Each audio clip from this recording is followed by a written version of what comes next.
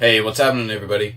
In this video I'd like to go over my first ever readathons that I'd like to participate in this upcoming month of March.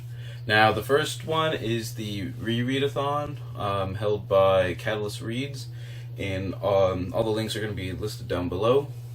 And there are 3 challenges for the March portion of this rereadathon, and those include an autobiography, a reread of a general nonfiction work, and a reread of a memoir.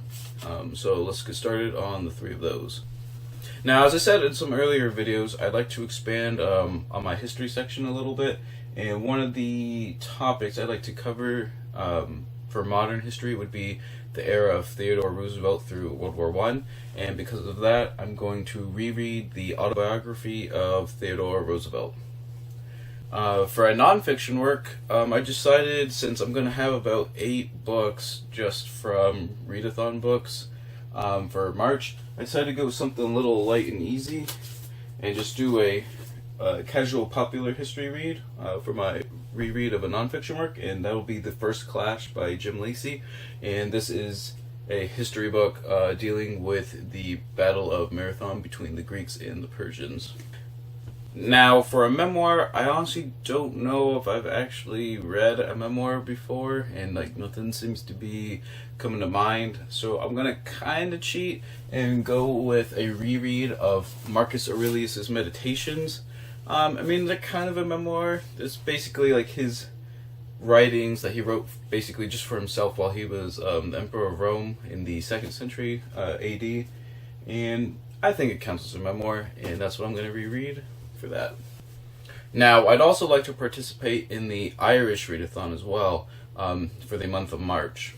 And according to Ancestry DNA, I'm about 1/6 Irish, so I thought, that'd be a good way for me to, appreciate my heritage and that sort of thing. And this readathon is hosted by 4 channels, and they are Elf Books, Leanne Rose, Fred Weasley Died Laughing, and Jessica Read and Breathe. And those links will be down below as well.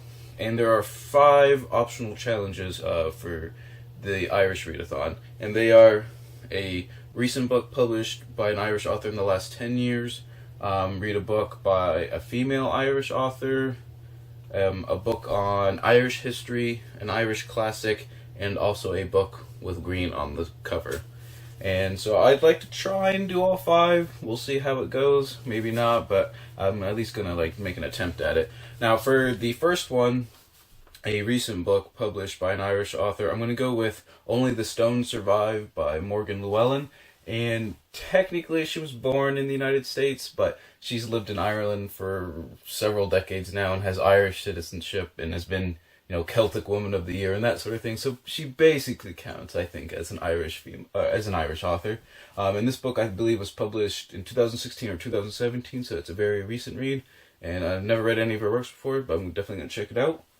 Only the Stones Survive could also count as a book for the second challenge, which is read a book by a female Irish author, but I decided to go with another book as well for that, and that would be In Search of Ancient Ireland, which is co-authored by Carmel McCaffrey and Leo Eaton. It looked like an interesting read, so I picked it up. That book as well could probably count for the third challenge, which is to read a book on Irish history, but I decided to go with A History of the Kings of Ireland by David McCullough. I actually have no books specifically on just Irish history, so I thought picking these 2 books up would be a good addition to the library. For the challenge of read an Irish classic, I went with William Butler Yeats, and I chose his Celtic Twilight and some selected poems. I've never really read poetry, but I've heard he's really good, so I'm going to try and branch out and try that out. And for the last challenge of read a book with green on the cover, I'm going to go with The Vikings by Robert Ferguson. As you can see, it's kind of got that green tealy color to the ocean and the sky and that sort of thing. But even though it's a book on the Vikings, there's probably a chapter on the Hiberno-Norse civilization, which is basically the Viking settlement of Ireland. For example, Dublin was basically started as a Viking trade town, that sort of thing. So it's still going to connect to Irish history in some way. Alright, so these are the 8 books I've chosen for the 2 readathons I want to try and participate in March. and I hope to try and do all 8 challenges, but we'll definitely see. If you're going to participate in them, good luck to you as well, and always remember, read victoriously.